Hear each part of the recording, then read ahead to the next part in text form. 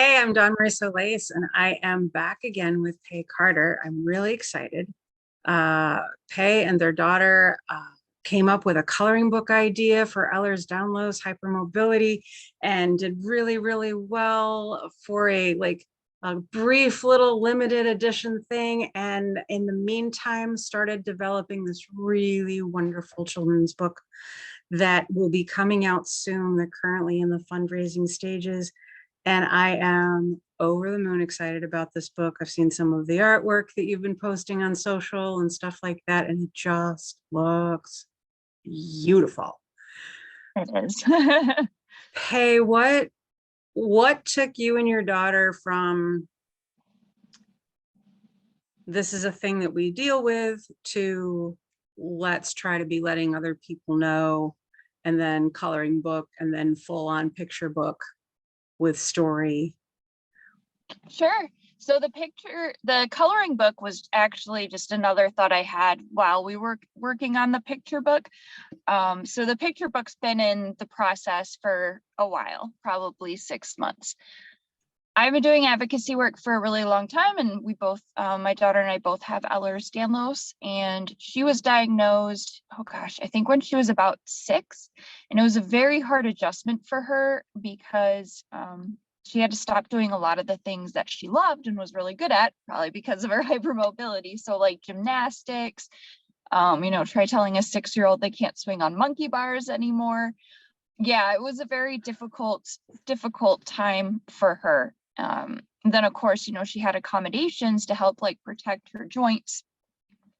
And it was really hard for other kids to understand because, when you're going through like Right. kindergarten, first grade, second grade, kids just don't understand why going to school can look different for other people when they can't see it, right?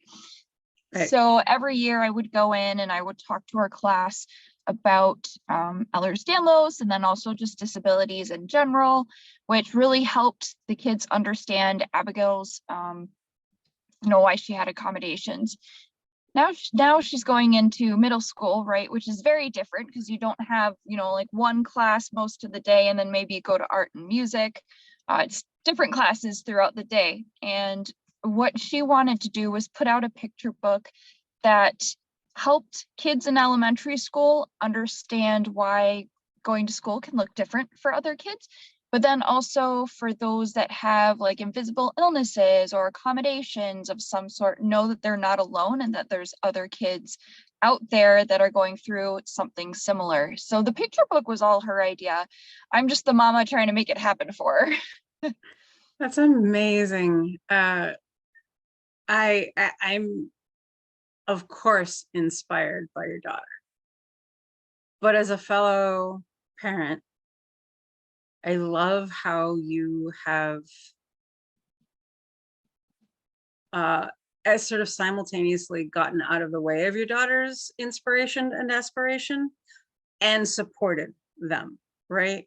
That you've been both support and making sure there aren't impediments. And that, I think, is something that many parents struggle with, in part because they're not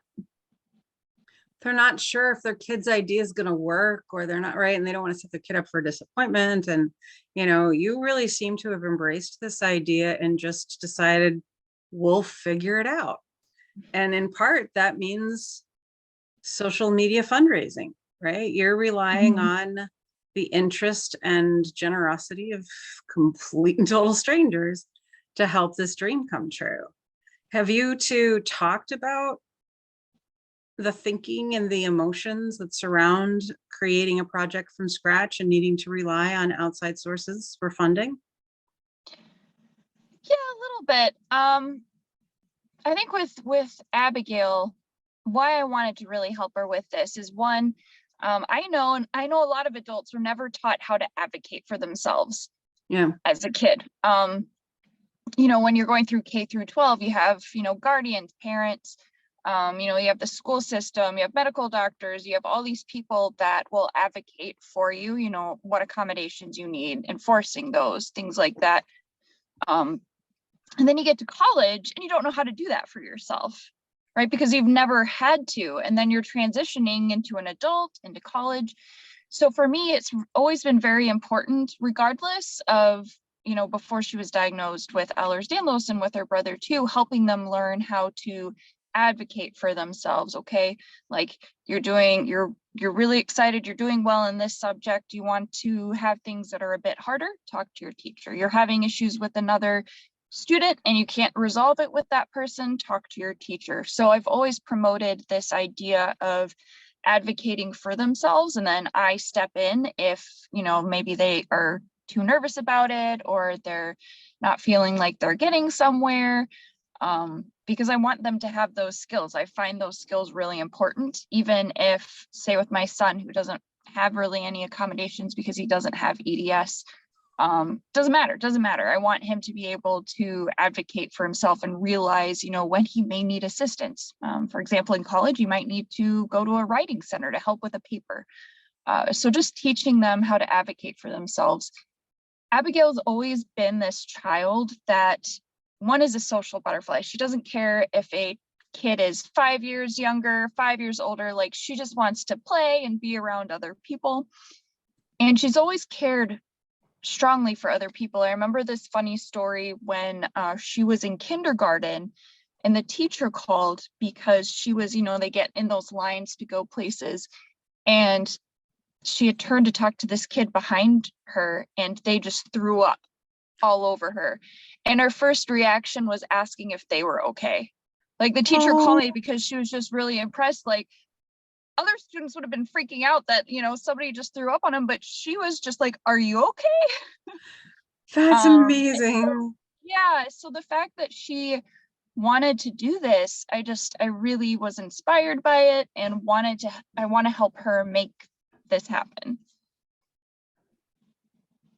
So not knowing that I was hypermobile, not knowing what hypermobility is, right? Until I was in my early 50s.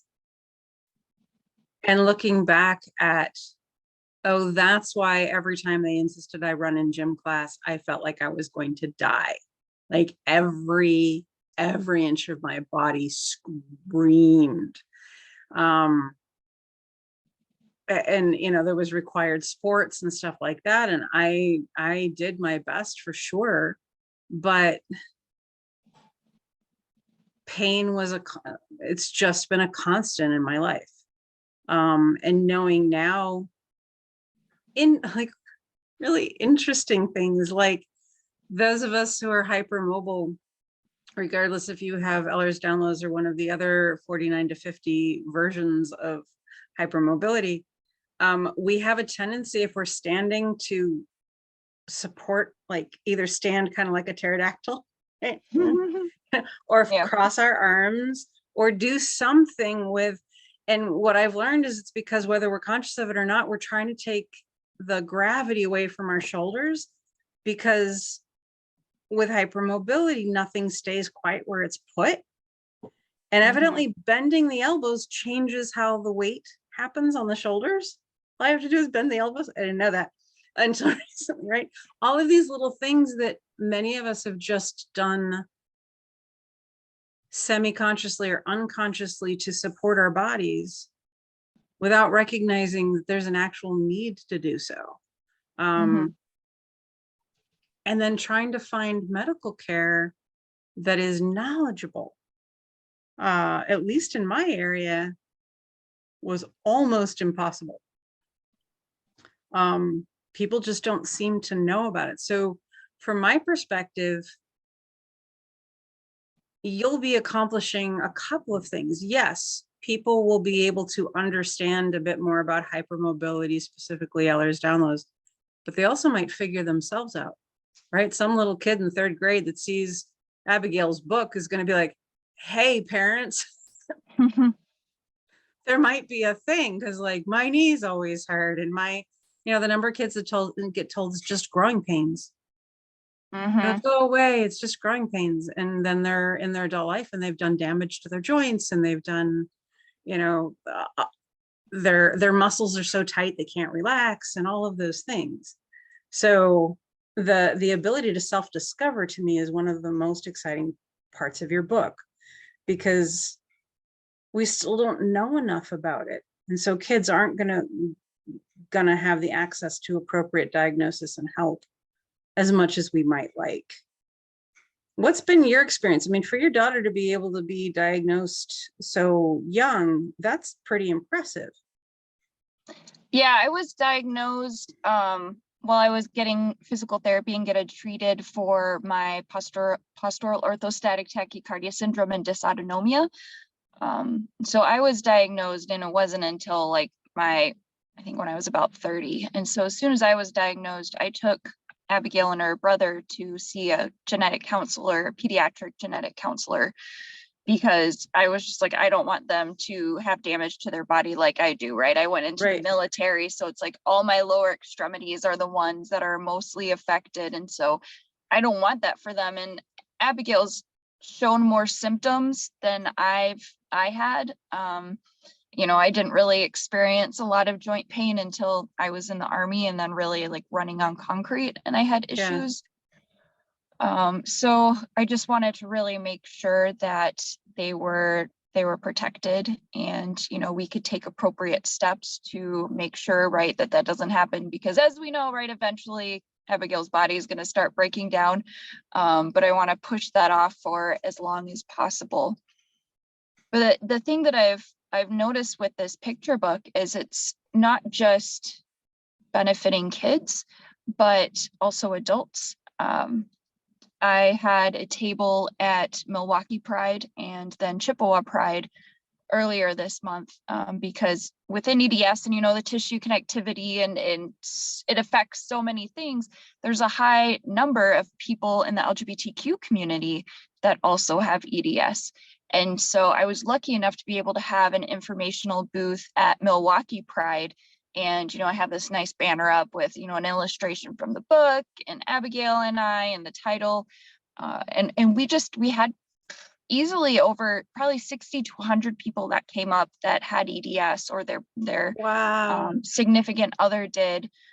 We had nurses and people in the medical field that didn't even know about EDS or, was looking for a book that helped kind of explain it. We had teachers, special ed teachers, other teachers that came up and were really interested in this book. And we had a couple of adults that literally cried when they saw our table, because they've never met anyone with EDS before.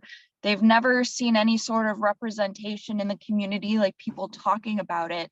And just the fact that it was unexpected, right? Because you go to a LGBTQ pride and you expect to see, like maybe companies that support LGBTQ pride, things about HIV testing and all that. But to see, our book there, it really impacted people in ways that I was not anticipating. And I even had two people that didn't know each other, and it wasn't, I asked and it wasn't the same person, but they even had two people that had lost their lives to EDS. And were saying, I wish that they'd have been here, because if they'd seen stuff like this sooner, they might still be alive. And just that impact, it really, really hit me like hard in the feels and the emotions, because just being able to be out there and to, and it's a picture book, right? It's, to be out there and being able to represent, to meet other people, to be that first face that people, see it was just. That's amazing. I can relate to those big emotions. And I think there are a lot of layers to anyone who's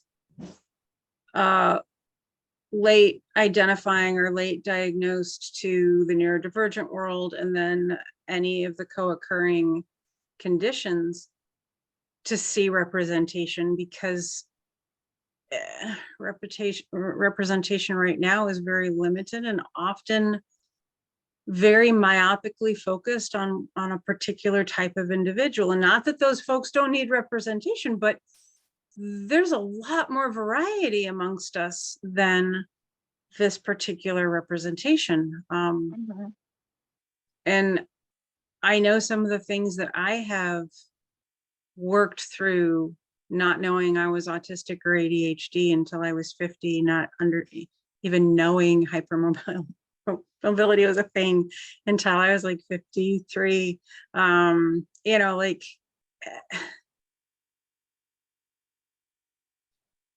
there's so much gratitude that I feel for people like you who are you and Abigail who are putting the effort to be the educators, while at the same time, disappointment all the way to rage with the lack of interest in our community, the lack of care about our community, which gets exponentially so for any of us who are queer.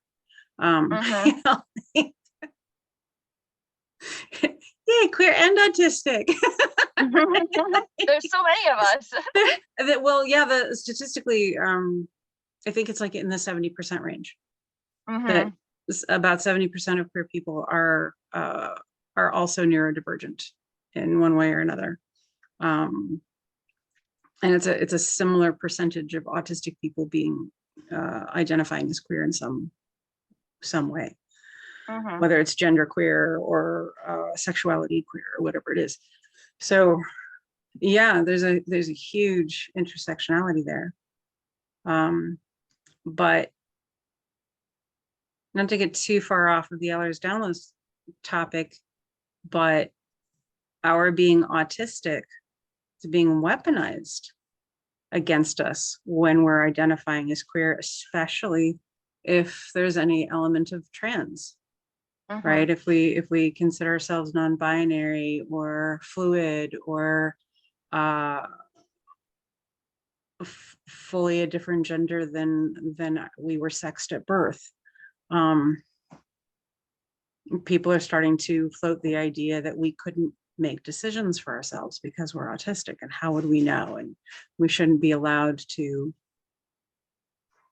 determine our identity or explain our situation or transition.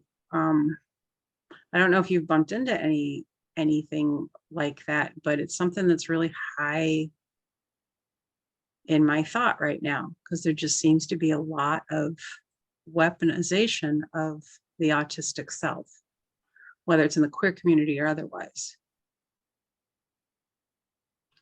I haven't experienced that myself at all, but I could see how somebody would make that connection, unfortunately. But yeah, well, okay, I'm glad that's not part of your experience, and we can get back to Ehlers Danlos. That's just something that's part of my world right now.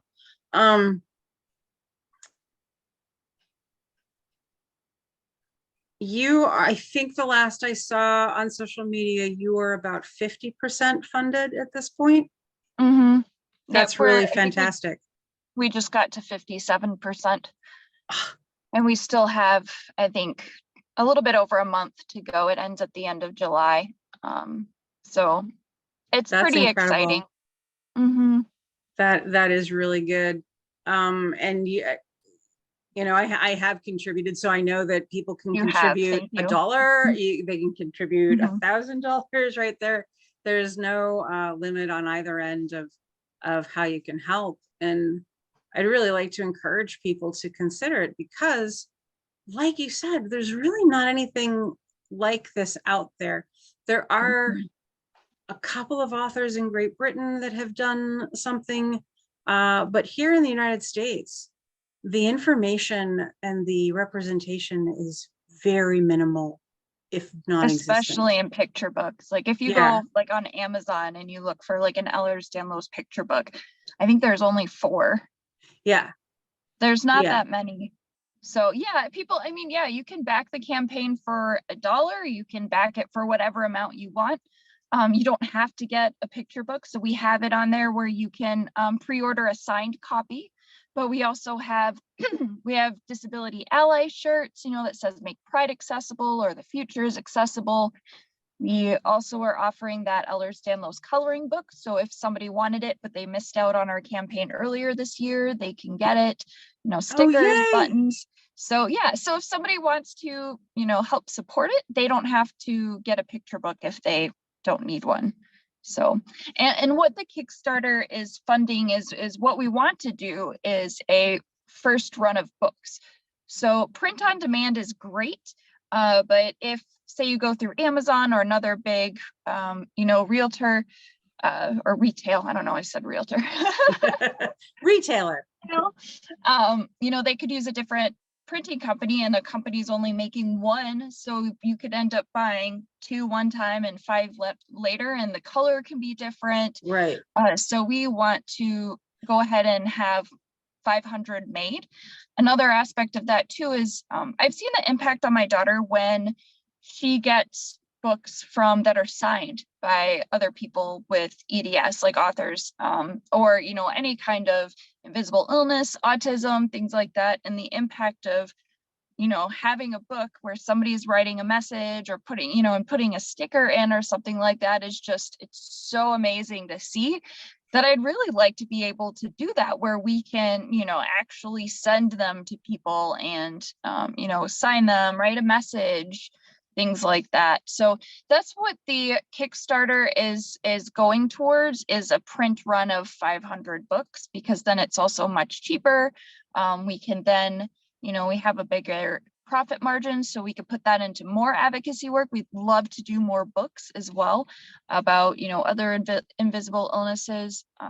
So yeah, that's what the Kickstarter is for. That's fantastic. I feel very confident you're going to get there. But I do encourage anybody watching this video, please go to the links below and make sure that you do what you can, even if it's share the fact that this book is out there so that others can support it.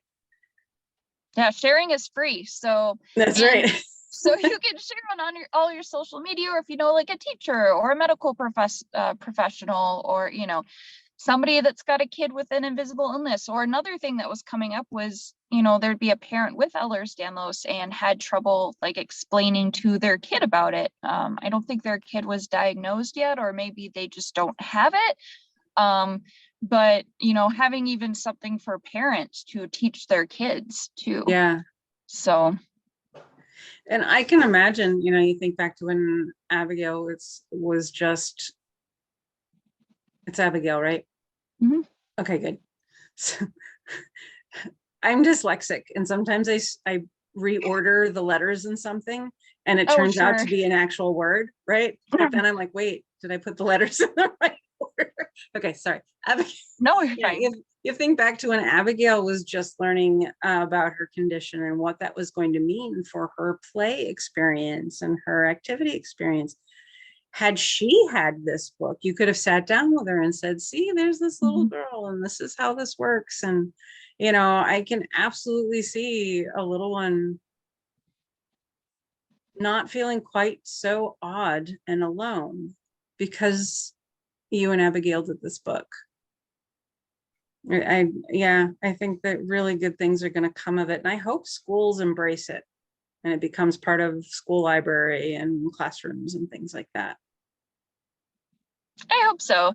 We're lucky that we're in a pretty good school district. About a month ago, my son is in middle school and went to talk to all the reading classes for his grade. So it was a full day of talking to different reading classes, but talking about the importance of inclusion in literature and the difference between inclusion versus tokenism. And it really hit home for a lot of kids. And, just talking about how much that representation matters, especially, for whatever reason, you're feeling alone, you're feeling like nobody understands you, to be able to, read a book or watch a movie where there's a character that just like mirrors you, or is maybe accomplishing things that you want to accomplish, like, and the impact that can have. That's amazing. Your son is explaining the difference between inclusion and tokenism. I'm in awe. You have a kick-ass family. That was the first time I did that too. And I'm like, all right, let's figure it out. Yeah, that's incredible. I love it. But oh my gosh. Well, and just talking like to this representation, the month before I had gone and talked to I talked to 2 of the science classes. So they have like pods, right? So there's 3 science teachers, and all they do is they teach science to 7th graders. And my son, they're all learning like the same thing at the same time, and they were learning about the autonomic system, which, you know, I have POTS and dysautonomia, which affects the autonomic system. And I was talking to his science teacher in one of the classes, and there was this youth in the back, you know, that raised their hand, and they said, you know, they have POTS and Ehlers Danlos too, but they didn't really, you know, want to talk about it, which is perfectly fine. I was just proud that they were able to, you know, they felt comfortable self-disclosing. But then they were in that reading class, and they were really just engaged and willing to share some of their experiences. And after the class was done, the teacher came up to me and she was just like, I have never seen that student interact. I've been trying to really get them, like reach them all year. They're always in the back. They never want to like answer questions or really engage with other students. And I've been kind of worried. That's the first time that I've seen them like answering questions and having a big smile on their face, and, you know, great nonverbal and verbal communication that showed that they were excited. And that really hit home too, because it's, you know, oh wow, like here's this middle schooler, right, that is just being impacted by somebody up there talking about it. And the fact that seeing them the second time made such a big difference. So yeah, it's exciting. That's incredible. I love it. That's so good. What would you like folks who are watching this video to do? You know, obviously we want them to support the book, right? And hopefully get the book, share the book. But what's a next step? How do they help the ripple effect of knowledge and advocacy for Ehlers-Danlos? Well, I think in general, you know, representation matters. Picking out, say, if, you know, your kid's smaller, younger, and they're reading picture books, try to find picture books that really represent a diverse amount of people, whether it's race, ethnicity, class, ability, gender, whatever it is, because that's where kids learn.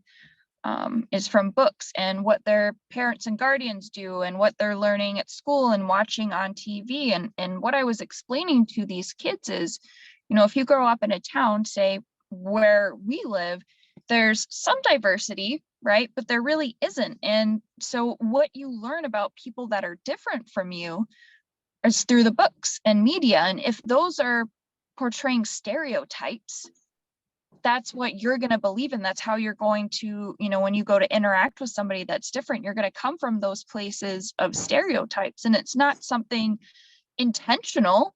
It's just what we grow up learning. So I'd really emphasize, you know, find TV shows, movies, books that really show the in-depth spectrum, right, of people, say, with autism or whatever it is. I think that's so important. And I think one of the big things too that I talked about, when we are raised as far as people with disabilities, we're raised like, okay, you see somebody in a wheelchair, don't stare, don't look, right? And it kind of turns into this like shameful thing, right? Like that being disabled is wrong or different, or, you know, like shouldn't be out in public. But the difference that it makes when, you know, a kid smiles, right? Or does a little wave instead of like a parent yanking them, or, you know, like don't stare. And I think that's really important too, because I know adults, I've met adults that have said things like, oh, I wish when I go out, I wish people with disabilities could be in a corner because looking at them just makes me really uncomfortable. Right.